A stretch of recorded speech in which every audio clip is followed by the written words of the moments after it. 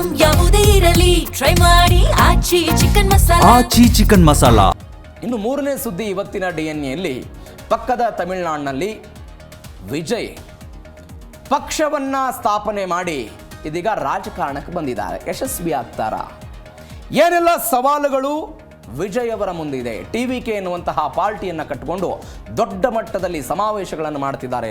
ಲಕ್ಷ ಜನ ಸಿಳ್ಳೆ ಹೊಡಿತಿದ್ದಾರೆ. ಅವರ ಪಕ್ಷದ ಗುರುತು ಕೂಡ ಸಿಳ್ಳೆ ಆಗಿದೆ. ಹೀಗಾಗಿ ಲಕ್ಷಾಂತರ ಜನ ಸೇರ್ತಾ ಇದ್ದಾರೆ. ಯುವಕರೇನಾದರೂ ಮತ ಹಾಕ್ತಾರಾ? ಏನು ಸವಾಲುಗಳಿದೆ? ಪ್ರಮುಖವಾಗಿ ಗಮನಿಸ್ತಾ ಹೋಗೋದಾದರೆ ವಿಜಯ್ ಅವರು ಒಂದು ಪಾರ್ಟಿಯನ್ನು ಸ್ಥಾಪನೆ ಮಾಡಿ ಇದೀಗ ಗೆಲುವಿನ ಸೂತ್ರಗಳನ್ನು ಹೆಣಿತಾ ಇದ್ದಾರೆ. ಏನು ಗೆಲುವಿನ ಸೂತ್ರಗಳು? ಯುವ ಮತದಾರರು ಮತ್ತು ಫಸ್ಟ್ ಟೈಮ್ ವೋಟರ್ಸ್ಗಳ ಮೇಲೆ ಅವರು ಕಣ್ಣಿಟ್ಟು ಕೆಲಸ ಮಾಡ್ತಾ ಇದ್ದಾರೆ. ಯಾವ್ಯಾವ ಯುವಕರು ಮೊದಲ ಬಾರಿ ವೋಟ್ ಹಾಕ್ತಿದ್ದಾರೋ, ಹೇಗೆ BJP ಯುವಕರನ್ನು ಆಕರ್ಷಿಸಿ ಪ್ರತಿ ಬಾರಿ ಚುನಾವಣೆಯನ್ನು ಎದುರಿಸ್ತಾ ಇತ್ತು ಈ ಹಿಂದೆ, ಅದೇ ರೀತಿಯಲ್ಲಿ TVK ಕೂಡ ಮಾಡ್ತಾ ಇದೆ.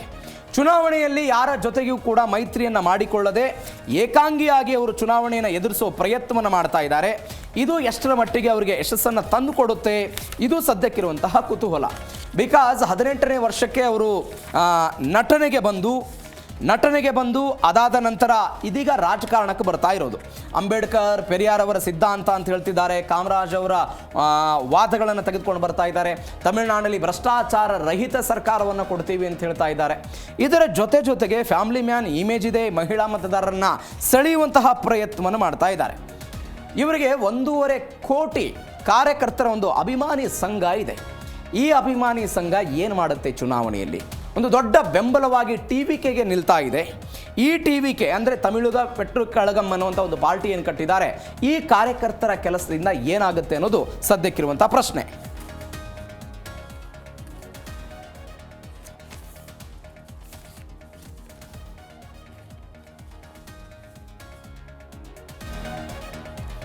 ಹಾಗಾದರೆ ದಳಪತಿ ವಿಜಯ್ಗೆ ಮುಂದಿರುವಂತಹ ಹಾದಿ ಈಸಿ ಆಗಿದೆಯಾ? ದಳಪತಿ ವಿಜಯ್ ಮುಂದಿರುವಂತಹ ಸವಾಲುಗಳೇನು? ರಾಜಕಾರಣ ಅನ್ನೋದು ದಳಪತಿ ವಿಜಯ್ಗೆ ಹೊಸ ಕ್ಷೇತ್ರ. ಸಿನಿಮಾದಲ್ಲಿ ಅಬ್ಬರಿಸಿದ್ದಾರೆ, ಒಬ್ಬರಿದ್ದಾರೆ, ಅನೇಕ ಅಭಿಮಾನಿಗಳನ್ನು ಕಟ್ಕೊಂಡಿದ್ದಾರೆ, ಎಲ್ಲವೂ ಕೂಡ ಇದೆ. ರಾಜಕಾರಣ ಹೊಸ ಕ್ಷೇತ್ರ. ಏನೆಲ್ಲ ಇದೆ? ಸಿನಿಮಾ ಜನಪ್ರಿಯತೆ ರಾಜಕಾರಣದಲ್ಲಿ ಮತವಾಗಿ ಕನ್ವರ್ಟ್ ಆಗುತ್ತಾ? ಗೆಲುವನ್ನು ತಂದುಕೊಡುತ್ತಾ? ಓಕೆ, ವಿಜಯ್ ಅವರು ಗೆಲ್ಲಬಹುದು. ವಿಜಯ್ ಅವರ ಪಾರ್ಟಿಯಿಂದ TVKಯಿಂದ ಗೆದ್ದಂಥ ಎಲ್ಲ ಅಭ್ಯರ್ಥಿಗಳು ಗೆಲ್ಲೋದಕ್ಕೆ ಸಾಧ್ಯ ಆಗುತ್ತಾ? ಇದು ಸದ್ಯಕ್ಕಿರುವಂತಹ ಪ್ರಶ್ನೆ. ಫ್ಯಾನ್ ಕ್ಲಬ್ ಅಂದರೆ ಅವರ ಅಭಿಮಾನಿಗಳ ಸಂಘ ಏನಿದೆ ಅದು ತಳಮಟ್ಟದಲ್ಲಿ ವೋಟ್ ಆಗಿ ಕನ್ವರ್ಟ್ ಆಗುತ್ತಾ, ಮತವಾಗಿ ಕನ್ವರ್ಟ್ ಆಗುತ್ತಾ?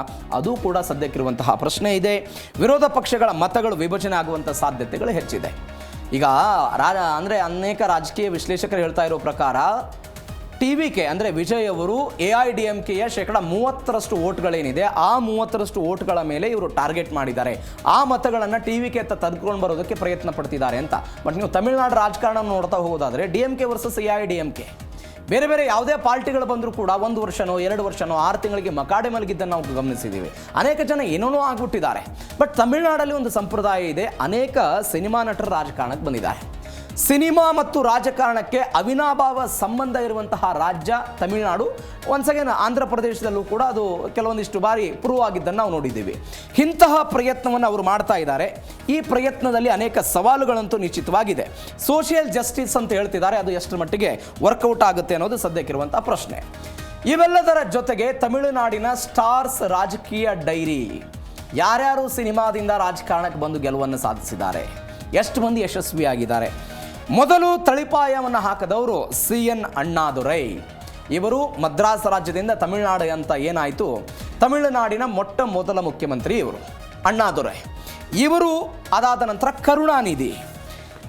ಅಣ್ಣಾದುರೈ ಅನ್ನೋರು ಏನಿದ್ದಾರೆ ಸಾಹಿತಿ ಆಗಿದ್ದರು, ನಾಟಕಕಾರ ಆಗಿದ್ದರು, ನಟ ಆಗಿದ್ದರು, ತಮಿಳುನಾಡಿನ ಮೊದಲ ಚೀಫ್ ಮಿನಿಸ್ಟರ್ ಆಗಿದ್ದರು ಇವರು.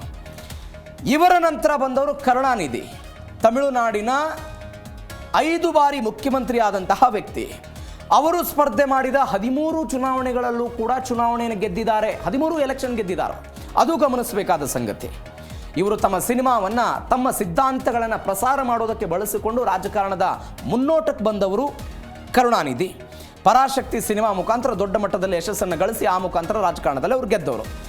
ಎರಡನೇದಾಗಿ MG ರಾಮಚಂದ್ರನ್, ಅವರಿಗೆ MGR ಅಂತ ಕರೀತಾರೆ.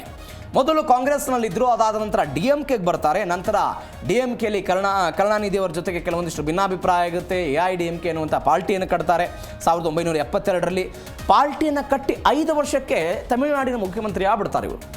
1977ರಲ್ಲಿ ಮುಖ್ಯಮಂತ್ರಿಯಾಗಿ 1987ರ ತನಕವೂ ಕೂಡ ರಾಜ್ಯದ ಮುಖ್ಯಮಂತ್ರಿಯಾಗಿ 10 ವರ್ಷಗಳ ಕಾಲ ಇರ್ತಾರೆ. ಭಾರತದ ಇತಿಹಾಸದಲ್ಲಿ ಒಬ್ಬ ಚಿತ್ರ ತಾರೆಯರೊಬ್ಬರು ರಾಜ್ಯದ ಮುಖ್ಯಮಂತ್ರಿಯಾಗಿ ಪೂರ್ಣ ಪ್ರಮಾಣದಲ್ಲಿ ಮುಖ್ಯಮಂತ್ರಿ ಆದವರು ಈ MG ರಾಮಚಂದ್ರನ್. ಇವರಾದ ನಂತರ ಬರೋರು ಜಯಲಲಿತಾ. AIADMKಗೆ ಉತ್ತರಾಧಿಕಾರಿಯಾಗಿ ಬರುವಂತಹ ಜಯಲಲಿತಾ ಅನೇಕ ಸಮಸ್ಯೆಗಳನ್ನು ಅನುಭವಿಸಿದ್ರು. AIADMK 1987ರ ನಂತರ ಡಿವೈಡ್ ಆಗಿ ಹೋಗ್ಬಿಡುತ್ತೆ. ಅಂದರೆ MG ರಾಮಚಂದ್ರನ್ ಅವರ ಪತ್ನಿ ಜಾನಕಿ ವರ್ಸಸ್ ಜಯಲಲಿತಾ ಆಗುತ್ತೆ. ಅದಾದ ನಂತರ ಜಯಲಲಿತಾ ಅವರು ಪಾರ್ಟಿಯನ್ನು ಕಟ್ತಾರೆ. 5 ಬಾರಿ ತಮಿಳುನಾಡಿನ ಮುಖ್ಯಮಂತ್ರಿ ಆಗ್ತಾರೆ. 5 ಬಾರಿ ತಮಿಳುನಾಡಿನ ಮುಖ್ಯಮಂತ್ರಿ ಆಗ್ತಾರೆ. MJR ಜೊತೆಗೆ ಅವರು ನಟನೆಯನ್ನು ಮಾಡಿದ್ರು. ಅದಾದ ನಂತರ 1982ರಲ್ಲಿ ರಾಜಕಾರಣಕ್ಕೆ ಬಂದರು. ಅಂದರೆ ಹಿಂದೆ ಬ್ಯಾಕಪ್ ಇತ್ತು ಅವರಿಗೆ. ರಾಜ್ಯಸಭೆಗೆ ಆಯ್ಕೆಯಾಗಿದ್ದರು. ಅದಾದ ನಂತರ ರಾಜ್ಯದ ಮುಖ್ಯಮಂತ್ರಿ ಆಗಿದ್ದರು. ಶಿವಾಜಿ ಗಣೇಶಯ್ಯ ಅವರು ಕೂಡ ಕೆಲವೊಂದಿಷ್ಟು ಯಶಸ್ಸನ್ನು ಕಂಡಿದ್ದರು. ಅದಾದ ನಂತರ ಅವರೊಂದು ಪಾರ್ಟಿಯನ್ನು ವಿಲೀನ ಮಾಡಿದರು. ವಿಜಯಕಾಂತ್ ಅಂತ DMDK ಇವರು ಸ್ವಲ್ಪ ಯಶಸ್ವಿಯಾಗಿದ್ದರು. ಆದರೆ AIADMK ಜೊತೆಗೂ ಕೂಡ ಅವರು ಮೈತ್ರಿಯನ್ನು ಮಾಡ್ಕೊಂಡ್ಬಿಟ್ರು. ಹೀಗೆ ಅನೇಕ ಜನ ಪಕ್ಷಗಳನ್ನು ಸ್ಥಾಪನೆ ಮಾಡಿ ಪಕ್ಷಗಳನ್ನು ಕಳೆದುಕೊಂಡಿರುವಂಥ ಉದಾಹರಣೆ ಇದೆ. ಆದರೆ ಇದೀಗ ವಿಜಯ್ ಅವರದ್ದು ಏನಾಗುತ್ತೆ ಸದ್ಯಕ್ಕಿರುವ ಕುತೂಹಲ. ಹಾಗಾದರೆ TVK ಸಂಸ್ಥಾಪಕ ವಿಜಯ್ ಮುಖ್ಯಮಂತ್ರಿ ಆಗುವಂಥ ಸಾಧ್ಯತೆ ಇದೆಯಾ? ಏನು ಹೇಳುತ್ತೆ ಲೆಕ್ಕಾಚಾರ? 2026ರ ವಿಧಾನಸಭಾ ಚುನಾವಣೆಯಲ್ಲಿ ಇದೊಂದು ಅಗ್ನಿ ಪರೀಕ್ಷೆ. BJP ಜೊತೆಗೆ ಮೈತ್ರಿ ಮಾಡ್ಕೊಳ್ತಾರೆ, DMK ಜೊತೆಗೆ ಮೈತ್ರಿ ಮಾಡ್ಕೊಳ್ತಾರೆ ಅನ್ನುವಂಥ ನಿರೀಕ್ಷೆಗಳಿತ್ತು.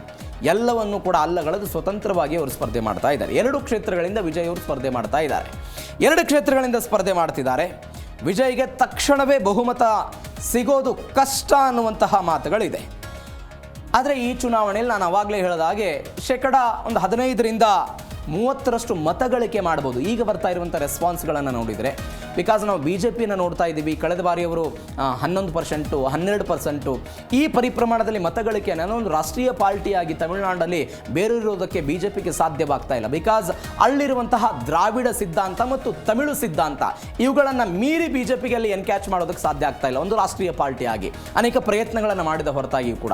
ಆದರೆ TVK ತಮಿಳುನಾಡಿನ ಅಸ್ಮಿತೆ ಅನ್ನುವಂಥ ವಿಚಾರದಲ್ಲಿ ಬರ್ತಾ ಇದ್ದಾರೆ. ದ್ರಾವಿಡ ಸಿದ್ಧಾಂತದ ವಿಚಾರದಲ್ಲಿ ಅವರು ಬರ್ತಾ ಇದ್ದಾರೆ.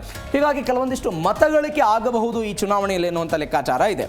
ಒಂದು ಕಡೆ ಏನಾದರೂ ಹೆಚ್ಚು ಕಡಿಮೆ ಆಗಿ DMK ಮತ್ತು AIADMK ನಡುವೆ ದೊಡ್ಡ ಮಟ್ಟದ ಪೈಪೋಟಿಗಳಾಗಿ ಅಲ್ಲಿ ಮತ ಚದುರಿ TVKಗೆ ಹೋದರೆ, TVK ಕೆಲವೊಂದಿಷ್ಟು ಸೀಟುಗಳನ್ನು ತೆಗೆದುಕೊಂಡ್ರೆ ಕಿಂಗ್ ಮೇಕರ್ ಆಗುವಂಥ ಸಾಧ್ಯತೆಗಳು ಇದೆ ಅಂತ ಸದ್ಯಕ್ಕೆ ಬರ್ತಾ ಇರುವಂಥ ವಿಶ್ಲೇಷಣೆ. DMK ಮತ್ತು AIADMKಗೆ ಅವರ ಮತ ಬ್ಯಾಂಕಿಗೆ ಏನಿದೆ ಆ ಮತ ಬ್ಯಾಂಕಿಗೂ ಕೂಡ ದೊಡ್ಡ ಪೆಟ್ಟು ಕೊಡಬಹುದು ವಿಜಯ್ ಅನ್ನೋದು ಸದ್ಯಕ್ಕಿರುವಂಥ ಕುತೂಹಲ.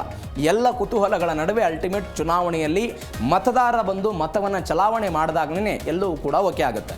ಬಿಕಾಸ್ ಬೇರೆ ಬೇರೆ ರಾಜಕಾರಣಿಗಳು ಪಾರ್ಟಿಗಳನ್ನು ಕಟ್ಟಿ, ಅಂದರೆ ರಜನಿಕಾಂತ್ ರಾಜಕಾರಣಕ್ಕೆ ಬರ್ತಾರೆ ಎನ್ನುವಂಥ ಚರ್ಚೆಗಳಾಗ್ತಾ ಇತ್ತು. ಅವರು ಕೂಡ ರಾಜಕಾರಣದಿಂದ ಹಿಂದೆ ಸರಿದಿದ್ದನ್ನು ನಾವು ನೋಡಿದ್ದೀವಿ.